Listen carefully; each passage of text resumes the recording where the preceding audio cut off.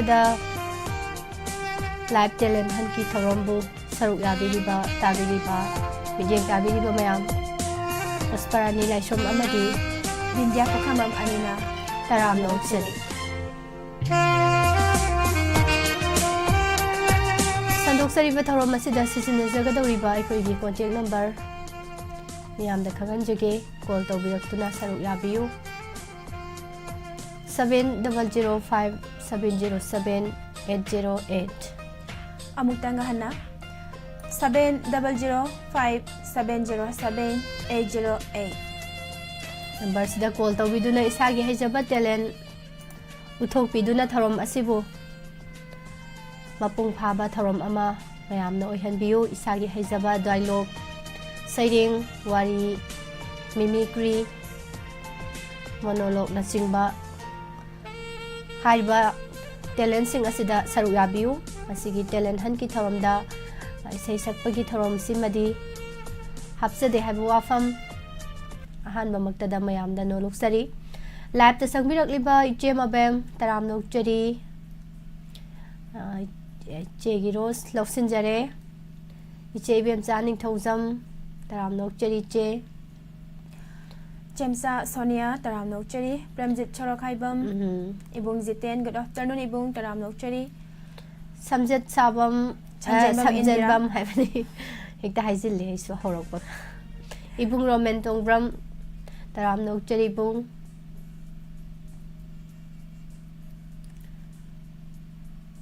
कहिनो कहिनो सगोल हवाई लंपाक उटी कहिनो लम ला कहिनो बा सिसे सगोल हवाई लंपाक उटी ऐसे कहिनो बा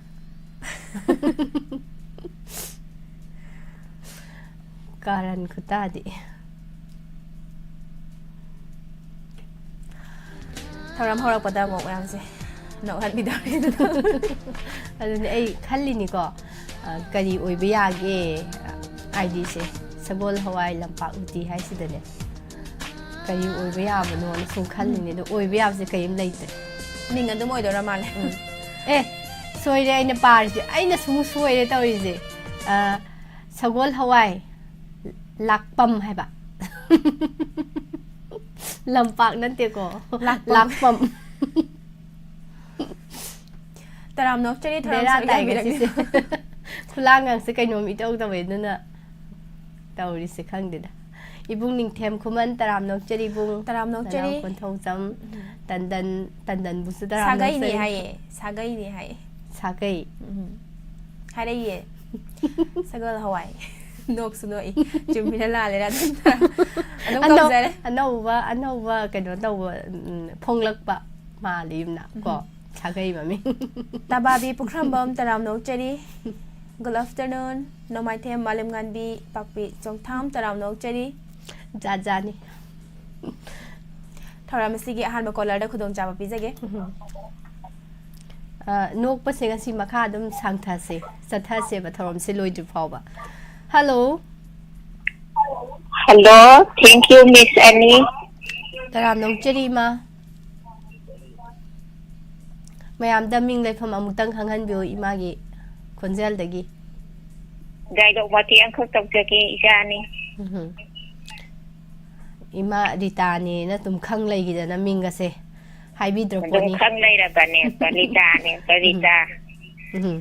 thongju haujerage to hoi ima haujan biro ngasidi nongmaijing ne na ko angang se ama ta leitrabani tu nong churaba bade hang abani loina pai thokare se mapa ne na tawi sina ne nong hanga thorakpadegi halakta aujik pawpa aduga angang sinji karai leigre ai si leire e laune noi bo lai su amta pa te ne noi bo angang gi thi bo bo kun bangam da ba bhara den bhara bo pi bangam da ba ne ba ado lai ni he lai sidi nonga lak dagi sidi phun ni ne phun e no pe paisa piro no pi kari no angang gi thi bo bo kun bangam da ba adu kai no na tawbi di tu bo kamai toi no ba adu tawri ba punsi tu bo เฮนุปีอมอตีมันดีไลระวิมานดีอมอตีไปชาปีโอไฮบันนี่เนี่ยอมอตี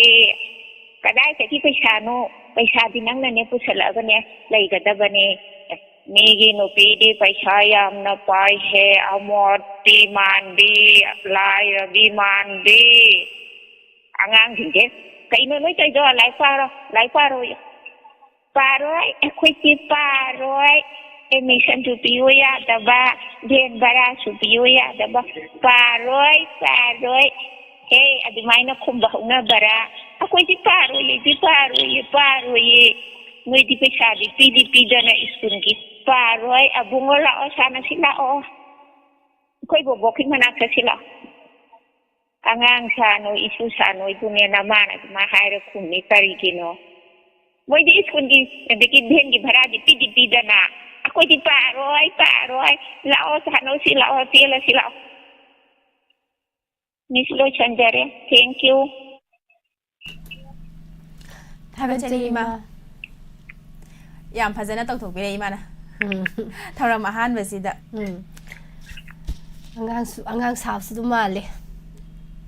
Thagachari mathangi kolar da mu khudong chaba pizage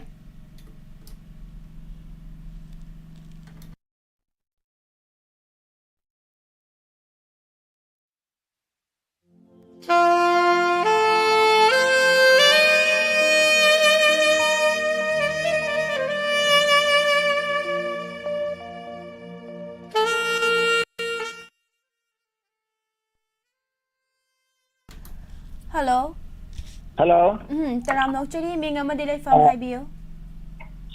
kanu de tumu khoma khala kai de koireng sana Rajkumar sir kanu ne ko ye ibe mani da ina kanum ta kan to je to ai se khar de koira ai wareng ma sam khatang idna thamane do telen han je ngai de phone phana yam na met kane do phang da na dum pok na la kone ba ko hoi ado ngasi dit tanja saba hai tare sila ingai da wareng ma sam khatang pathok sage na khan ba do chance lai gedra na du gini adugi budi chance budi ja lai gani do kayam sanga da bano minute manga mu sa minute manga du pharo da okay adudi kai su kai ba laite mayam punna tamina si phar du di kano hojara ge du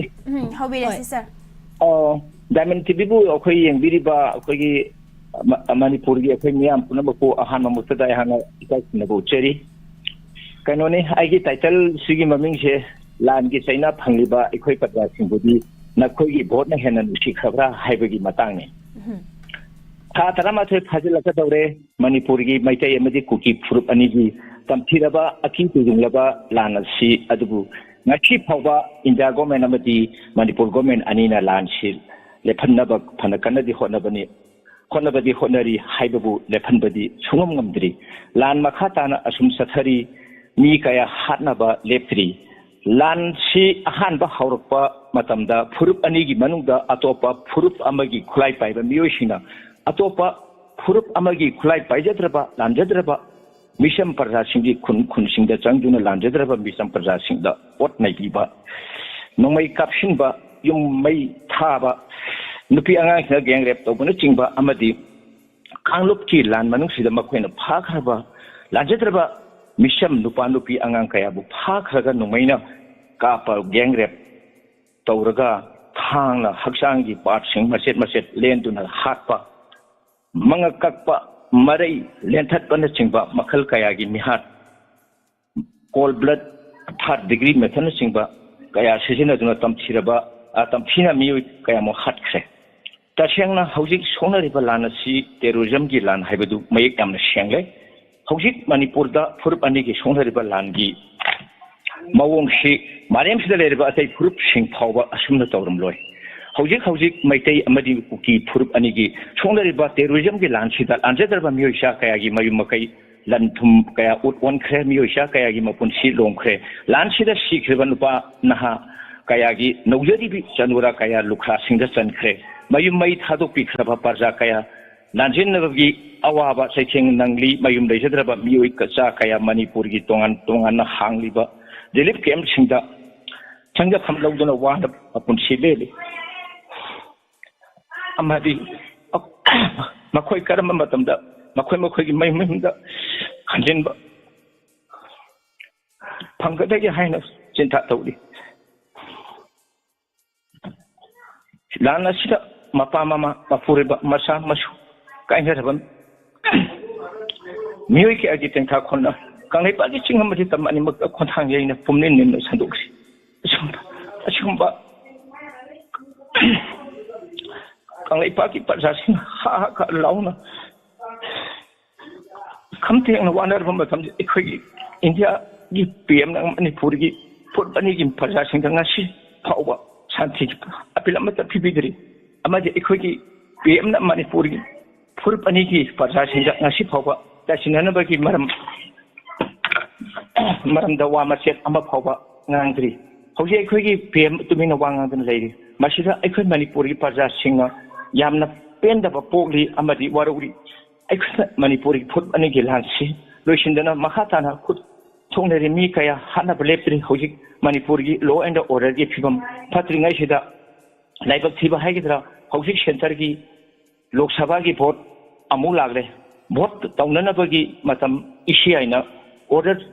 thokjuna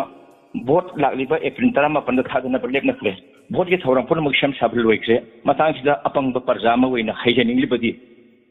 hauji kanlup ki irang phaulo sindringai sida election gi lanjau amamuk aikhoi parja sing barakta lanthing han gadore onthokpa matau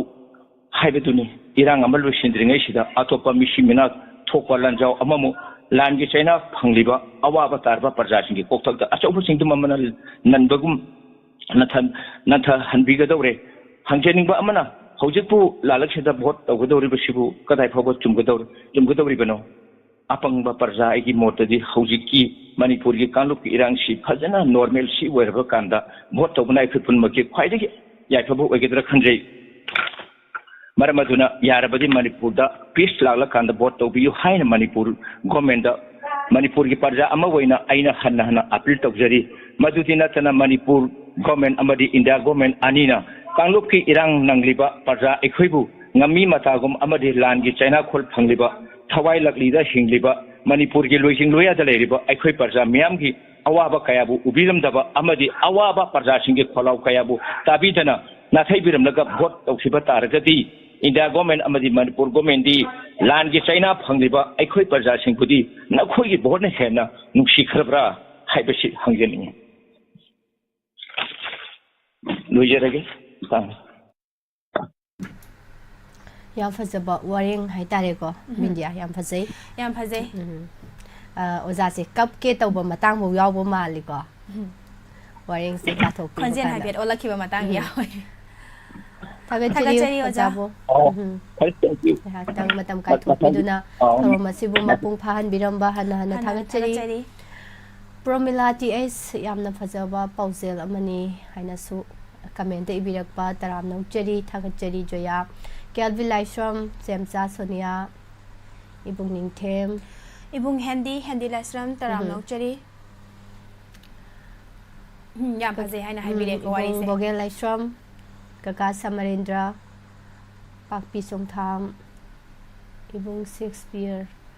yaw raba mali akhoi di ud ibung Shakespeare taram nauchari ibung Alex Irsat official taram nauchari Santi Sanavam ibung Jiten Nene Santi Samjet Sabam taram nauchari nene thagachari pumnamak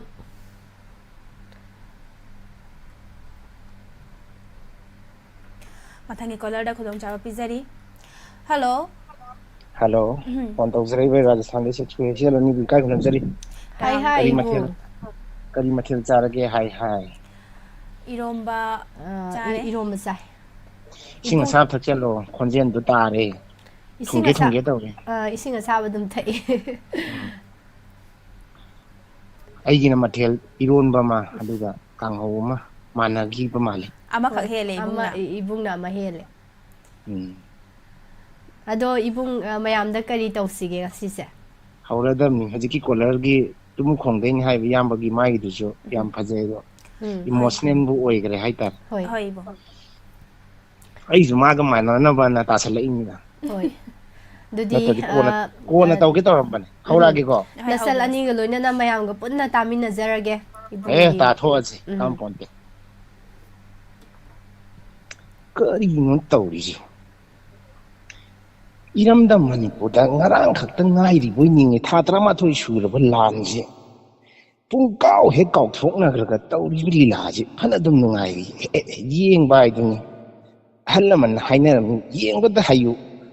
ꯀꯨꯝꯍꯩ ꯉꯥꯛꯇꯅꯤ ꯑꯗꯣ ꯑꯩꯅ ꯊꯥꯞꯂꯕ ꯃꯤꯔꯝꯁꯤꯗ ꯌꯦꯡꯉꯛꯏꯁꯦ ꯐꯅꯕ ꯅꯨꯡꯉꯥꯏꯔꯤ ꯑꯗꯨꯕꯨ ꯍꯥꯏꯕꯩ ꯋꯥꯅꯤ ꯃꯇꯝꯗꯨꯗ ꯂꯩꯈꯤꯗꯕ ꯊꯋꯥꯏ 250 ꯑꯗꯒꯤ ꯃꯤꯁꯤꯡ ꯑꯣꯏꯔꯤꯕ ꯃꯥꯡꯈ꯭ꯔꯤꯕ ꯊꯤꯕ ꯈꯪꯗ꯭ꯔꯤꯕ 19 ꯃꯌꯨꯝ ꯃꯀꯩ ꯂꯩꯈꯤꯗ꯭ꯔꯕ ꯀꯌꯥ ꯃꯈꯣꯏꯒꯤ ꯈꯜꯂꯨꯔꯒꯗꯤ ꯅꯨꯡꯉꯥꯏꯕꯗꯤ ꯅꯠꯇꯦꯅ ꯇꯧꯔꯤꯁꯦ ꯂꯨꯒꯗꯧꯔꯤꯗ ꯁꯅꯥ ꯂꯩꯕꯥꯛ ꯍꯥꯏꯔꯝꯃꯤ ꯁꯩꯊꯥꯔꯝꯃꯤ ꯁꯅꯥꯒꯤ ꯂꯩꯕꯥꯛꯅꯤ ꯁꯅꯥ ꯂꯩꯕꯥꯛ ꯃꯅꯤꯄꯨꯔ ꯀꯪꯂꯩꯄꯥꯛꯅꯦꯅ ꯍꯧꯖꯤꯛꯇꯤ ꯁꯅꯥ ꯑꯣꯏꯔꯤꯕ꯭ꯔꯥ ꯀꯥꯂꯤ ꯑꯣꯏꯔꯤꯕ꯭ꯔꯥ ꯃꯦꯟ ꯑꯃ ꯇꯥꯗ꯭ꯔꯦ ꯀꯝꯗꯧꯅꯤ ꯄꯣꯛꯎꯔꯕꯅꯤꯅ ꯈꯔ ꯈꯥꯡꯕ ꯀꯟꯕ ꯇꯥꯕꯅꯤ ꯇꯧꯔꯤꯁꯤ ꯉꯔꯥꯡ ꯈꯛꯇꯅꯦꯕ ꯀꯥꯞꯄꯛꯈꯤꯕ ꯃꯈꯣꯜ ꯇꯥꯈꯤꯕ ꯃꯌꯥꯝꯒꯗꯣ ꯍꯦꯛꯇ ꯇꯨꯃꯤꯟꯅ ꯂꯩꯁꯟꯈ꯭ꯔꯤꯁꯤ ꯂꯤꯂꯥꯁꯤ ꯁꯥꯟꯅꯕ ꯍꯩꯔꯒꯗꯤ ꯐꯖꯅ ꯂꯤꯂꯥꯁꯤ ꯁꯥꯟꯅꯔꯤ ꯌꯦꯡꯕ ꯍꯥꯏꯗꯨꯅꯤ ꯀꯩꯗꯧꯔꯤꯒꯦꯗ ꯀꯩꯅꯣ ꯇꯧꯔꯤꯁꯤꯅ ꯑꯥꯎꯇꯔꯒꯤꯗꯅ 4 ꯏꯟꯅꯔꯒꯤꯗꯅ 9 ꯊꯣꯛꯂꯛꯄꯗꯒꯤ ꯑꯃꯃꯨꯛ ꯀꯛꯊꯠꯈ꯭ꯔꯕ 3 ꯅꯨꯡꯉꯥꯏꯗꯧꯔꯤꯅꯤ ꯁꯤꯗꯩꯗ ꯍꯟꯗꯛꯀꯤ ꯂꯥꯟꯁꯤꯗꯩꯗ ꯚꯣꯠ ꯂꯦꯞꯀꯦꯅ ꯁꯨꯡꯈꯟ ꯍꯦꯛ ꯈꯜꯂꯝꯗꯕ ꯃꯤꯁꯨ ꯍꯟꯗꯛꯀꯤ ꯂꯥꯟꯁꯤꯅ ꯃꯊꯧꯅꯥ ꯍꯦꯛ ꯄꯤꯁꯜꯂꯒ ꯚꯣꯠ ꯂꯦꯞꯄꯛꯄ ꯃꯤꯁꯨ ꯌꯥꯎꯗꯕ ꯅꯠꯇꯦ ꯅꯨꯡꯉꯥꯏꯈ꯭ꯔꯦꯗ ꯌꯦꯡꯕꯗꯗꯤ ꯅꯨꯡꯉꯥꯏꯈ꯭ꯔꯦ ꯇꯧꯔꯤꯕ ꯐꯤꯕꯝ ꯃꯑꯣꯡ ꯃꯇꯧ ꯏꯔꯝꯗꯝ ꯃꯅꯤꯄꯨꯔ ꯅꯨꯡꯉꯥꯏꯗꯧꯔꯤꯀꯣ ꯃꯤꯌꯥꯝ ꯒ꯭ꯌꯥꯟ ꯇꯥꯗ꯭ꯔꯒꯗꯤ ꯅꯨꯡꯉꯥꯏꯕ ꯍꯦꯟꯒꯠꯈꯤꯅꯤ ꯍꯥꯏꯇꯥꯔꯦ ꯁꯨꯝ after 20 days tang tang tang tang tang ꯉꯁꯤꯗꯤ ꯏꯟꯅꯔꯒꯤ ꯚꯣꯠ ꯑꯣꯟꯊꯣꯛꯅ ꯌꯦꯡꯕ ꯅꯨꯡꯉꯥꯏꯗꯧꯔꯤ ꯃꯐꯝ ꯆꯠꯂ ꯌꯦꯡꯉꯨꯕ ꯍꯥꯏꯗꯤ ꯑꯇꯩꯗꯤ ꯈꯔ ꯂꯥꯏꯔꯤ ꯏꯃꯥ ꯏꯟꯗꯣꯟ ꯃꯌꯨꯝ ꯃꯀꯩ ꯂꯩꯇ꯭ꯔꯕ ꯔꯤꯂꯤꯐ ꯀꯦꯝꯞꯇ ꯃꯣꯏ ꯁꯔꯀꯥꯔꯅ ꯂꯧꯈꯠꯂꯒ ꯊꯥꯗꯍꯜꯂꯅꯤ ꯍꯥꯏꯕ ꯚꯣꯠꯇꯨ ꯑꯝꯇ ꯌꯦꯡꯉꯨꯁꯤ ꯌꯥꯝꯅꯕꯨ ꯊꯥꯗꯔꯤ ꯄꯔꯦꯡ ꯁꯥꯡ ꯂꯦꯡꯉꯅ ꯁꯤ ꯐꯩꯗꯅ ꯁꯦ ꯇꯧꯔꯒꯗꯤ ꯑꯐꯕ ꯃꯤꯍꯨꯠ ꯑꯃ ꯈꯟꯗꯕ ꯁꯦ ꯏꯁꯥꯒꯤ ꯔꯥꯏꯠ ꯑꯗꯨ ꯙꯣꯛꯅ ꯊꯥꯗꯔꯅꯤ ꯀꯤꯠꯅ ꯅꯝꯃꯒ ꯍꯌꯦꯡ ꯁꯦꯝꯕꯤꯔꯛꯇꯕ ꯃꯋꯥ ꯆꯥꯅꯤ ꯀꯩꯅꯣ ꯑꯀꯥꯕꯅ ꯅꯨꯡꯉꯥꯏꯈꯤꯅꯤ ꯃꯤꯌꯥꯝꯅ ꯋꯥꯍꯧꯅꯤ ꯁꯤꯅꯤ ꯅꯠꯇ꯭ꯔꯣ ꯅꯍꯥꯟꯗꯩ ꯆꯠꯂꯤꯁꯦ ꯏꯃꯥ ꯏꯕꯦꯟ ꯃꯌꯥꯝꯁꯤꯡꯁꯦ ꯂꯩꯇ ꯑꯃꯃꯝꯁꯨ ꯄꯥꯏꯖꯔ ꯚꯣꯇꯔ ꯀꯥꯔꯗ ꯌꯥꯎꯕ ꯌꯥꯎ ꯑꯙꯥꯔ ꯀꯥꯔꯗ ꯄꯥꯏꯕ ꯌꯥꯎꯗꯕ ꯌꯥꯎ ꯁꯤ ꯇꯧꯔꯒ ꯂꯩꯔꯤꯅꯤ ꯁꯥꯡꯉꯤ ꯃꯌꯥꯝ ꯚꯣꯠ ꯊꯥꯗꯕꯤꯌꯨ ꯏꯁꯥꯒꯤ ꯔꯥꯏꯠ ꯃꯥꯡꯍꯟꯕꯤꯒꯅꯨ ꯑꯀꯥꯈ꯭ꯔ ꯃꯇꯨꯡꯗ ꯃꯣꯏ ꯇꯧꯔꯛꯇꯕ ꯑꯗꯨꯗꯤ ꯈꯪꯗ꯭ꯔꯦꯀꯣ ꯑꯄꯥꯝꯕꯗ ꯀꯤꯠ ꯍꯦꯛꯇ ꯅꯝꯕꯤꯌꯨ ꯁꯤ ꯃꯊꯪ ꯊꯥꯗꯔꯒ ꯃꯇꯝꯁꯨ ꯌꯥꯝ ꯃꯥꯡꯍꯟꯕꯤꯒꯅꯨ ꯀ꯭ꯌꯨꯗꯤ ꯌꯥꯝ ꯁꯥꯡꯉꯦ ꯅꯨꯡꯁꯥ ꯁꯥꯕꯅꯦ ꯋꯥꯗꯤ ꯋꯥꯔꯝꯒꯅꯤꯗ ꯁꯤ ꯇꯧꯔꯤꯁꯦ ꯚꯣꯠ ꯃꯇꯝꯁꯤꯗ ꯏꯁꯤꯡꯒꯁꯦ ꯈꯔ ꯌꯦꯟꯕꯤꯔꯗꯤ ꯐꯗꯧꯅꯦꯕ ꯃꯣꯏꯗꯤ ꯑꯔꯥꯝꯕꯥꯏ ꯇꯦꯡꯒꯣꯜ ꯑꯗꯨꯁꯨ ꯁꯤ ꯉꯥꯛꯇꯅ ꯂꯩꯔꯝꯃꯅꯤ ꯚꯣꯠꯁꯤꯗꯗꯤ ꯃꯣꯏ ꯇꯁꯦꯡꯅ ꯌꯥꯎꯔꯣꯏ ꯍꯥꯏꯕꯅꯦꯕ ꯏꯁꯤꯡꯒꯈꯔ ꯌꯦꯟꯕꯤꯔꯗꯤ ꯀꯅꯥꯅ ꯌꯦꯟꯕꯤꯗꯣꯏꯅꯣ ꯇꯧꯔꯤꯁꯦ ꯂꯝꯗꯝꯁꯦ ꯅꯨꯡꯉꯥꯏꯗꯧꯔꯤ ꯊꯥꯗꯕꯤꯌꯨ ꯑꯄꯥꯝꯕ ꯃꯤꯍꯨꯠꯇ ꯄꯦꯟꯅ ꯊꯥꯗꯕꯤꯌꯨ ꯑꯩꯈꯣꯏꯅ ꯅꯍꯥꯟꯗꯒꯤ ꯍꯥꯏꯕꯗꯨ ꯁꯤ ꯆꯞ ꯆꯥꯅ ꯇꯥꯔꯤꯁꯦ ꯀꯥꯞꯁꯜꯂꯨ ꯃꯇꯝ ꯆꯥꯔꯦ ꯃꯈꯣꯏꯅ ꯚꯣꯠꯇ ꯉꯥꯎꯔꯤꯉꯩ ꯀꯥꯞꯁꯜꯂꯨ ꯃꯌꯥꯝ ꯆꯦꯜꯂꯣꯏ ꯂꯟꯗꯥꯔꯦ ꯑꯩꯈꯣꯏꯅ ꯍꯥꯟꯅ ꯍꯥꯏꯕ ꯄꯥꯟꯗꯝꯗꯨ ꯁꯤ ꯅꯠꯇ꯭ꯔꯥ ꯐꯪꯉꯦꯗꯅ ꯁꯦ ꯑꯩꯈꯣꯏꯅ ꯇꯥꯟꯕ ꯗꯤꯃꯥꯟ ꯑꯩꯈꯣꯏꯒꯤ ꯁꯣꯏꯗꯅ ꯐꯪꯒꯅꯤ ꯁꯤꯗ ꯂꯣꯏꯁꯜꯂꯒꯦꯅ 이부 ꯍꯧꯖꯤꯛꯀꯤ ꯅꯣꯡꯃꯩꯗꯣ ꯀꯔꯝꯕ ꯃꯈꯜꯒꯤ ꯅꯣꯡꯃꯩꯅꯣ ꯁꯦꯡ ꯍꯥꯏꯕ ꯃꯈꯣꯜ ꯇꯥꯏ ꯀꯥꯞꯄ ꯃꯥꯟꯗ꯭ꯔꯥ ꯌꯥꯝ ꯃꯥꯜꯂꯦ ꯑꯗꯣ ꯃꯈꯣꯜꯗꯨꯁꯨ ꯅꯨꯡꯁꯤꯕ ꯑꯃ ꯌꯥꯎꯋꯦꯕ ꯍꯧꯖꯤꯛꯀꯤ ꯅꯣꯡꯃꯩꯗꯣ ꯑꯗꯣ ꯀꯔꯝꯕ ꯃꯈꯜꯒꯤ ꯅꯣꯡꯃꯩ ꯀꯔꯝꯕ ꯅꯣꯡꯃꯩꯅꯤ ꯍꯥꯏꯗꯣꯏꯅꯣ ꯍꯧꯖꯤꯛꯀꯤꯗꯨꯗꯤ ꯃꯈꯣꯟ ꯑꯃꯗ 9mm ꯆꯦꯡ ꯇꯧꯕꯗꯅ ꯍꯥꯏꯗꯅ ꯑꯦꯀꯦꯒꯤ ꯅꯠꯇ꯭ꯔꯒ SLR ꯏꯟꯁꯥꯁꯀꯨꯝꯕꯒꯤꯅꯤ ꯌꯥꯝ ꯐꯖꯩ ꯃꯈꯣꯟ ꯌꯥꯝ ꯅꯨꯡꯁꯤ ꯍꯥꯏꯒꯦ ꯇꯧꯅꯤ ꯅꯣꯡꯃꯩ ꯃꯈꯣꯜꯗꯣ ꯅꯣꯡꯃꯩ ꯃꯈꯣꯜꯁꯨ ꯅꯨꯡꯁꯤꯔꯒ ꯍꯥꯏ ꯑꯗ ꯇꯥꯏ ꯅꯣꯡꯃꯩ ꯃꯈꯣꯜꯁꯦ ꯀꯥꯞꯄꯛꯄꯗ ꯃꯤꯍꯨꯟ ꯗꯪ ꯆꯣꯡꯕꯅꯦꯕ ꯑꯩꯈꯣꯏꯅ ꯁꯨꯝ ꯇꯥꯕꯗꯤ ꯑꯗꯣ ꯏꯕꯨꯡꯒꯤ ꯍꯧꯖꯤꯛꯀꯤ ꯅꯣꯡꯃꯩ ꯃꯈꯣꯟꯗꯨꯗꯤ ꯅꯨꯡꯁꯤꯕ ꯑꯃ ꯐꯥꯎꯕ ꯍꯥꯏꯇꯥꯔꯦ ꯊꯥꯒꯠꯆꯔꯤ ꯌꯥꯝ ꯊꯥꯒꯠꯆꯔꯤ ꯅꯨꯡꯉꯥꯏꯖꯔꯤ ꯏꯕꯨꯡ ꯊꯥꯒꯠꯆꯔꯤ ꯊꯧꯔꯝ ꯁꯔꯨꯛ ꯌꯥꯕꯤꯔꯝꯕ ꯍꯥꯏꯅꯤꯡꯉꯥꯏ ꯂꯩꯇꯅ ꯊꯥꯒꯠꯆꯔꯤ ꯌꯥꯝ ꯐꯖꯕ ꯗꯥꯏꯂꯣग ꯑꯃ ꯏꯕꯨꯡꯅ ꯃꯣꯅꯣ ꯗ꯭ꯔꯃꯥ ꯑꯣꯏꯅ ꯁꯥꯟꯅꯕꯤꯔꯝꯃꯦ ꯌꯥꯝ ꯅꯨꯡꯉꯥꯏꯖꯩ ꯃꯃꯥ ꯁꯣꯔꯤ ꯃꯃꯥ ꯅꯠꯇ꯭ꯔꯦ ꯃꯃꯥ ꯍꯥꯏꯒꯦ ꯇꯧꯕ ꯍꯦꯛꯇ ꯏꯆꯦ ꯆꯥꯎꯕꯤꯁꯦ ꯇꯔꯥꯝ ꯅꯣꯛꯆꯔꯤ ꯑꯗꯨꯒ ꯒꯥꯏꯇ꯭ꯔꯤ ꯍꯩꯔꯣꯝ ꯊꯧꯔꯝ ꯁꯔꯨꯛ ꯌꯥꯕꯤꯔꯛꯄ ꯑꯉꯣꯝ ꯇꯣꯝꯆꯧ ꯗꯥꯇꯣꯝ ꯒꯨꯗ ꯑꯐꯇꯔꯅꯨꯟ ꯗꯥꯇꯣꯝ ꯀꯧꯕ꯭ꯔꯥ ꯕꯦꯁ ꯋꯥꯟ ꯇꯔꯥꯝ ꯅꯣꯛꯆꯔꯤ ꯑꯔꯨꯟ ꯃꯩꯇꯩ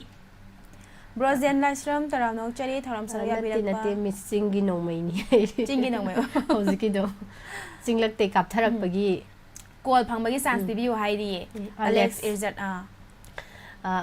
ꯑꯗꯨꯝ ꯐꯪꯅꯤ ꯑꯗꯨꯝ ꯑꯣꯠꯄꯗꯤ ꯑꯗꯨꯝ ꯂꯦꯞꯀꯅꯨꯀꯣ ꯂꯛꯈꯤꯀꯥꯟꯇ ꯁꯒꯣꯜꯁꯦꯝ ꯇꯔꯥꯝ ꯅꯣꯛꯆꯔꯤ ꯂꯩꯐꯝꯁꯦ ꯂꯩꯐꯝꯁꯦ ꯈꯣꯡꯖꯣꯝ ꯑꯦꯔꯤꯌꯥꯕꯨꯗꯤ ꯄꯨꯂꯞ ꯑꯣꯏꯔꯦ ꯑꯗꯨꯒ ꯈꯣꯡꯖꯣꯝ ꯈꯦꯕ ꯆꯤꯡ ꯈꯣꯡꯖꯣꯝ ꯁꯃꯔꯥꯝ ꯁꯨꯃꯥꯏꯅ ꯑꯅꯤꯁꯤꯗꯒꯤ ꯑꯣꯏꯗꯣꯏꯅꯤ ꯈꯣꯡꯖꯣꯝ ꯈꯦꯕ ꯆꯤꯡ ꯕꯤꯟꯗ꯭ꯌꯥꯒꯤꯅ ꯑꯗꯨꯒ ꯑꯩ ꯏꯁꯥꯃꯛꯀꯤꯅ ꯈꯣꯡꯖꯣꯝ ꯁꯃꯔꯥꯝ ꯑꯣꯏꯖꯩ ꯂꯥꯏꯁ꯭ꯔꯝ ꯕꯤꯂꯣꯠꯁꯟ ꯒꯨꯗ ꯑꯐꯇꯔꯅꯨꯟ ꯏꯆꯦ ꯌꯥꯏꯁꯅꯥ ꯃꯉꯥꯡ ꯇꯦꯁ ꯏꯆꯦ ꯅꯤꯔꯨꯄꯃꯥ ꯇꯔꯥꯝ ꯅꯣꯛꯆꯔꯤ ꯃꯌꯥꯝꯁꯨ ꯂꯣꯏꯅ ꯀꯧꯕ ꯂꯣꯏꯁꯜꯂꯕꯅꯤꯅ ꯀꯣꯂꯔ ꯑꯃꯨꯛ ꯂꯧꯈꯠꯆꯒꯦ hello Hello, good afternoon, Miss Animapo. Good afternoon 이제 이마부수 굿 아프터눈 Imani Charapatagi Minata. ngasi di mayamda kari khudol bidawrige iche imagi Iche Imaje Saring Amatang Tigeng at City. hoi adudi mayamga taminajage haubiro Hoi, Hauseragi Miss Anima. hoi Diamond TV Amadi Wahong Radio. Hamumaktada, Kaikum Nabusari. Aina ngasi miyangi mamangda lanthok sagadoriba saring asigi mamaiti chan mamaini